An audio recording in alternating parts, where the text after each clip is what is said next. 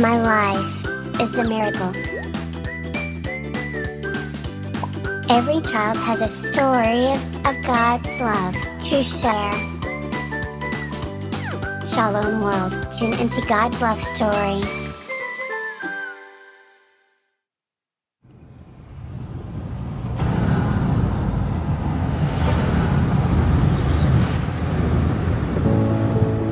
Though Christian missionaries have been sowing the seed of Christian faith in Africa for over 100 years, there are still countless souls throughout the continent who have not yet heard the good news. To build up the church in Africa, God has raised up indigenous people to preach His word in their own land.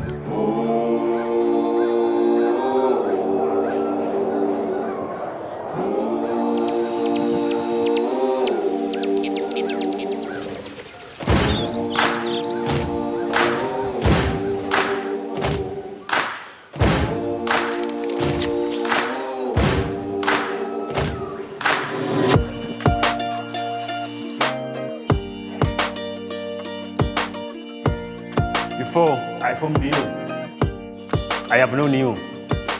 And before you were born, I have set you apart. God has some purpose. God wants to use you as His messenger to bring the good news to the people.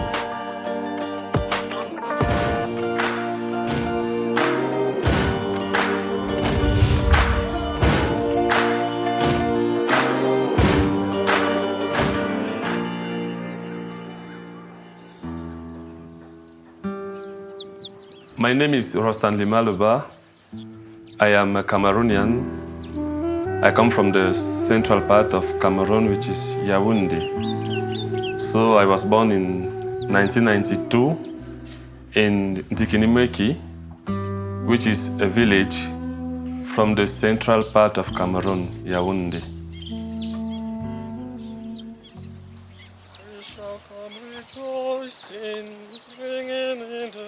My village, as I said, my village is Ndikinimeki, the subdivision of Mbam and Inubu, Bafia. It's a village populated of about 3 million people, and our local language is Tunen. The language we speak there is called Tunen.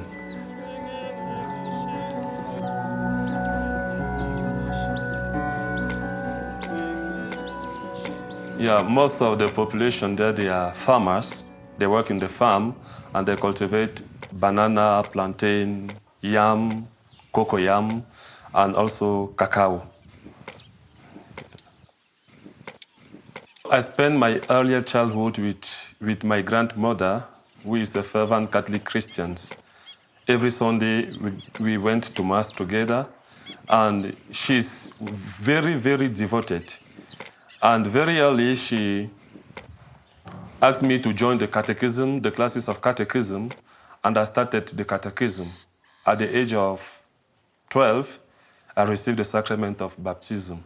And during that time, we was in care of some sisters, religious women, who were taking care of us in the youth group in the church. And they were very kind, very gentle with us, and they were really taking care of us. And so, from there, I started to nourish the desire to become a priest. Now, reaching now in the secondary school, I knew some little changing in my life. I left my grandmother to go and join now my parents, to go and live with them. And the truth is that for my parents, they were not spiritual. I mean, they were not too much engaged in church like my grandmother. So for a few times, I lost that idea and that desire to enter the seminary.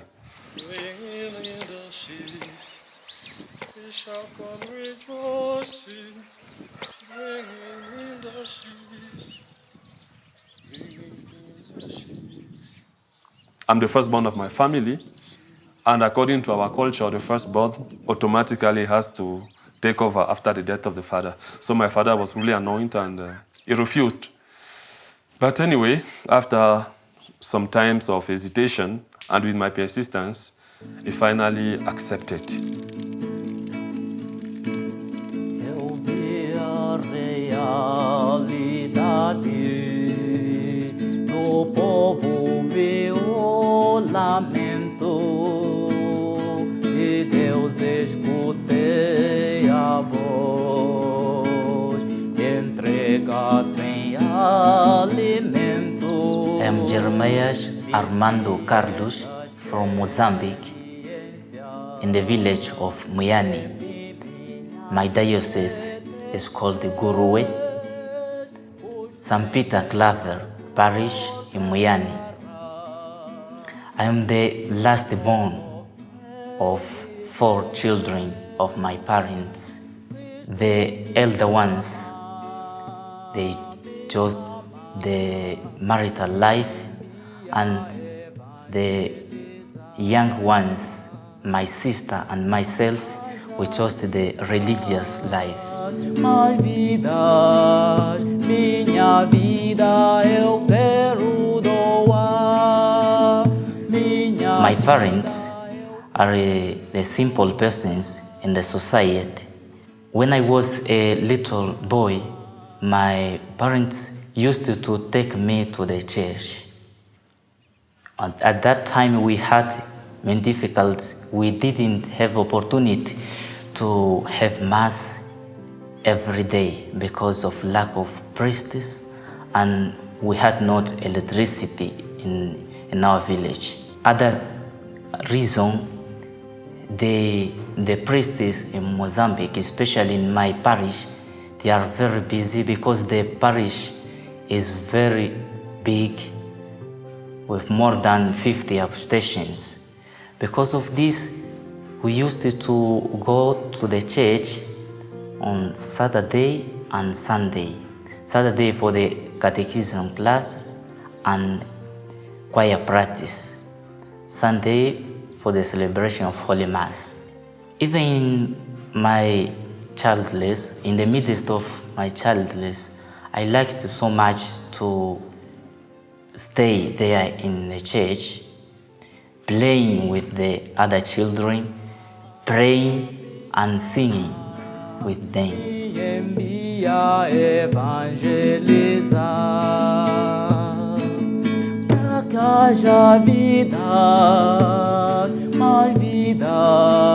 I received my first communion.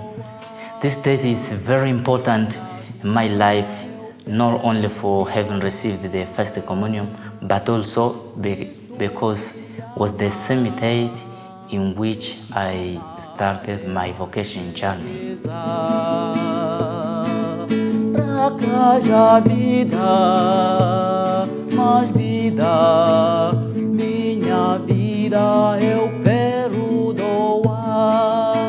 Normally, we know that when the children are about to receive the first communion, they have to confess firstly. So I went to the confession. When I went there by Father Janevald, he told me some words which touched me so much. I don't know why he pronounced that words. I don't know, maybe because of my sins, I don't know. But he said, "My brother, you are a good boy in this parish. I really appreciate how you participate our activities in the parish." So I think that God has some purpose. God wants to use you as his messenger to bring the good news to the people. So let me propose you this different kind of life, the marital life and the missionary life. You can choose, no? You are free. In this moment, you can choose. So you think about it. I went out from that confession as the different person.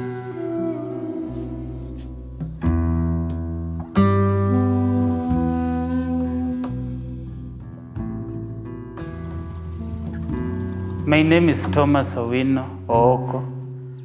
I am from Kisumu, the Archdiocese of Kisumu, and I was born in a place called Siaya. Siaya is one of the 47 counties in Kenya. I was born in a very strong Christian family, and all of us were Catholics. From my grandfather and my grandmother and all our uncles are from a Catholic family. So we were brought up in a Catholic background where we could go for masses every Sunday. At times we would have prayers of the small Christian communities also held in our home. I had that opportunity to be close to the church, be closer to the priest, and to be closer with the Christians and even the catechists around. Slowly I found that desire developing, that I also desired to be in the same position so that in the future I wanted also to serve the people of God. During that time, also I think the priest himself, my parish priest then, could have seen something in me. He could call me each and every time that you come so that you help. And even after finishing my secondary education, he called me to stay with him in the parish for some time. And that's when he also encouraged me that if you feel this desire, will you try so that you can join? I also accepted because that is what I was willing to do.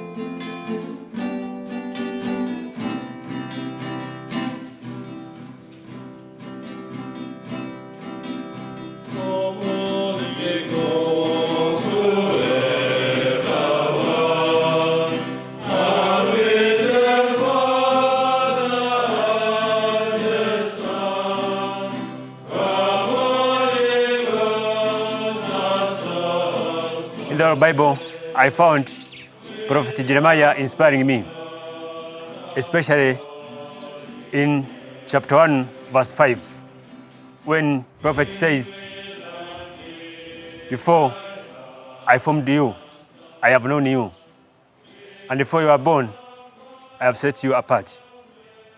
So those words are still inspiring me until now. I'm Zephyrin Sperius Yabato from Bukoba Diocese, Tanzania.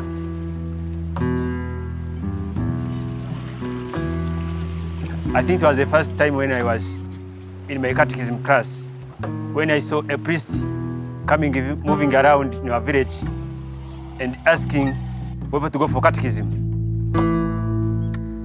At that time, I was inspired by his words when we were saying that we needed to go when we were still young.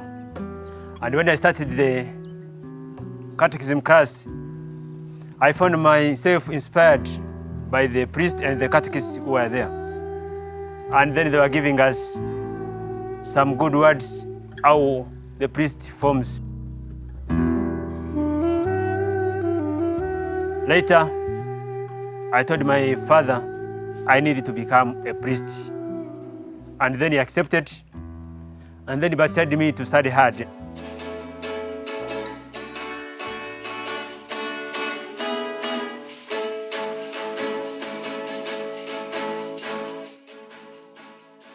My name is Austin Saira. I come from Zimbabwe, in the southern part of Africa, and I was born in a city called Bulawayo. As I was born there, but I did not grow up there. But because my parents moved from that place to one of the rural areas called Gokwe, which is in Midlands province of the part of Zimbabwe. So we grew up there, doing different things like farming and rearing things and different livestock in that place. Seeing different people, priests and other people talking about these things. Of course, when we are young, we are not even, sometimes we don't have a strong information about this life. So usually as a young boy, you just think something, then sometimes you forget, you think of it and forget. But by the stages of growing up now, you start to think, what am I going to do in the future? So from there, by seeing other priests, this preaching and reading different life history of different saints. So that's where I started to think of myself, I think I want to be one of the missionaries.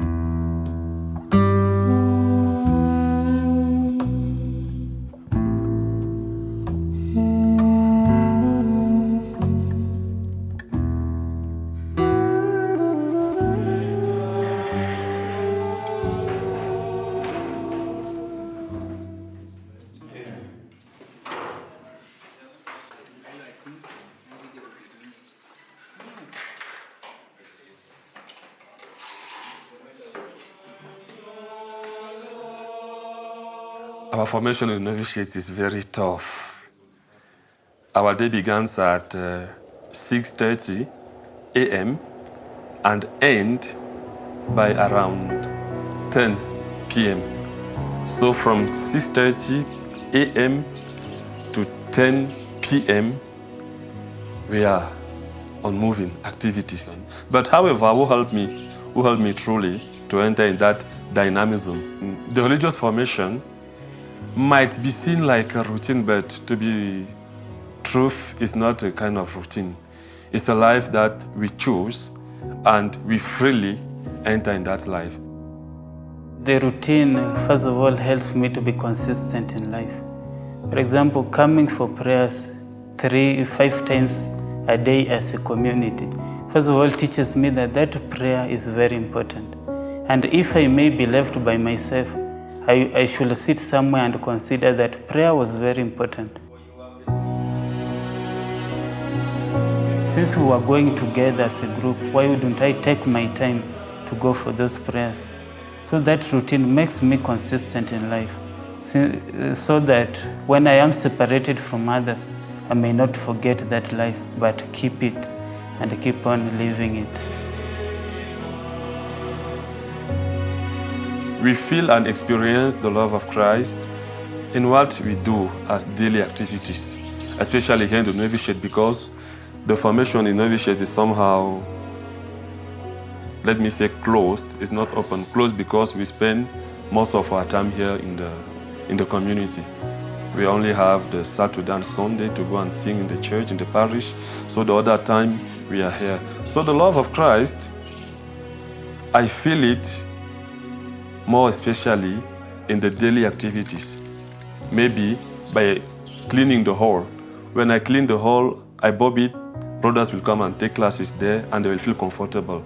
From there, I feel somehow the love of Christ to be in the service of others. Maybe by going in the garden, by cultivating some vegetable. When you bring it to the refectory room, brothers will eat it and they will feel, they will eat it and they will be happy. And by that way, I can feel the love of Christ to be in the service of the others. By living here, those we call formation classes that we have with the novice master who is here, is also part of this, because they are teaching us how to be a Claretian missionary and teaching us also the way the Claret, or the founder of our congregation, moved his life. So from there, is a way of trying to imitate that life in a way that people can see who is a missionary or who is a Claretian.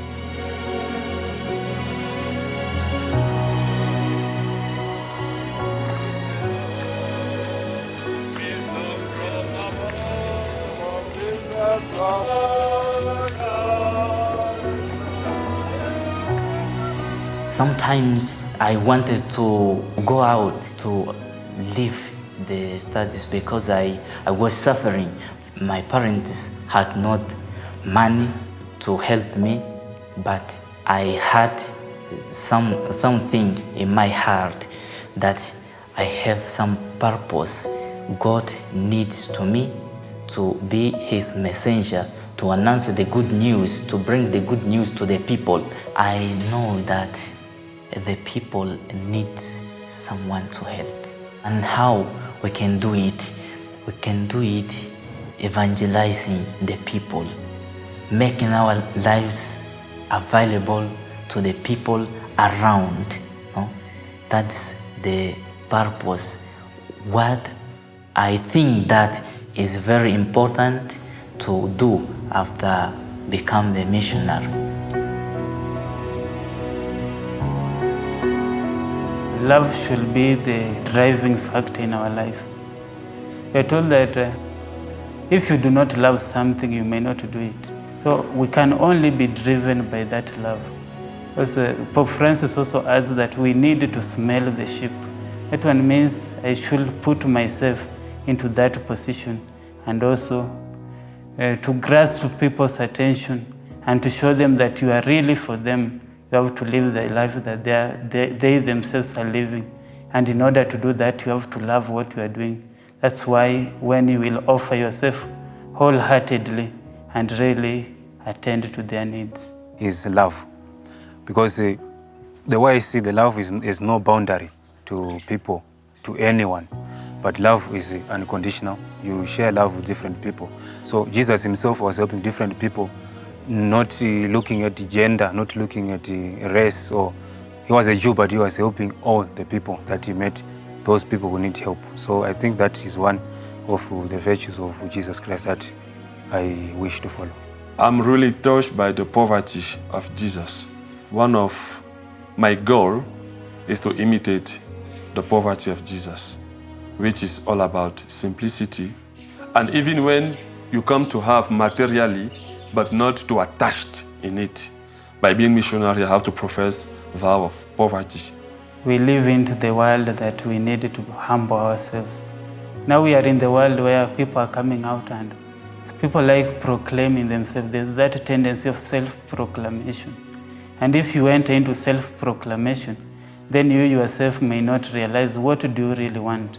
You will end up exalting yourself and failing to attend to the real situation in the world. So you better, for me, I will rather humble myself, listen to people, and then I will be able to come out and tell them, what you are doing here is not correct because I have been living with you and I'm seeing you going astray. So I think humility will be the most important virtue. Compassion to the people. That feeling that these people, they need something to be done for them. For me, the virtue, what I have chosen in my life is virtue of charity, because I'm doing it, I'm saying it, because I started see my reality in the place in which I came from. I found a very serious situation in which when I went to the hospital talking with the doctors there, they said we have problem of HIV in this place. So many persons are affected, no? Many persons in this village. So it is moving me from my childhood.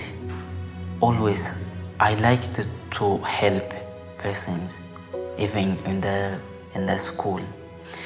When I see situation like this, it moves me, no? So because of that, I wanted to cultivate these virtues of charity, helping the persons, and not only for particular place, but each place in which I am. In our modern world, God is put in the second plan. People think they might do without God. Since the science and the technology are there, so is God now. So it's from that lack also that I decided to bring my little contribution as a priest, and also the charism of our congregation to spread the good news by all means possible. My dream has also been to be near to the poor, the mission with the poor. Yeah, that is my favorite part of mission, to be with the poor and to help them, just like Pope Francis said, to smell the odor of the sheep.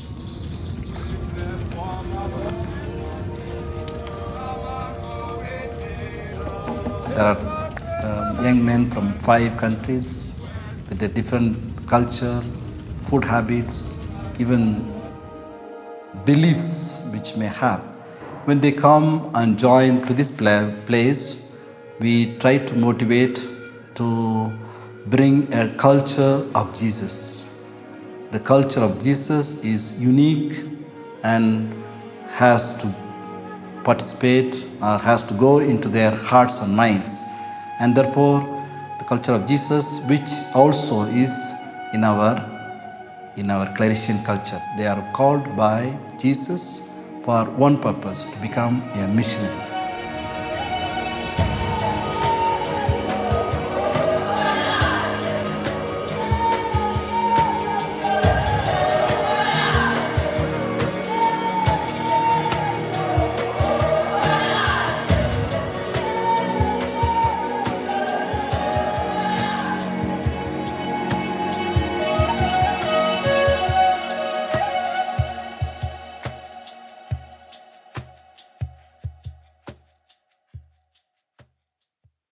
Hi, I'm Amanda Markeski for Shalom World Television.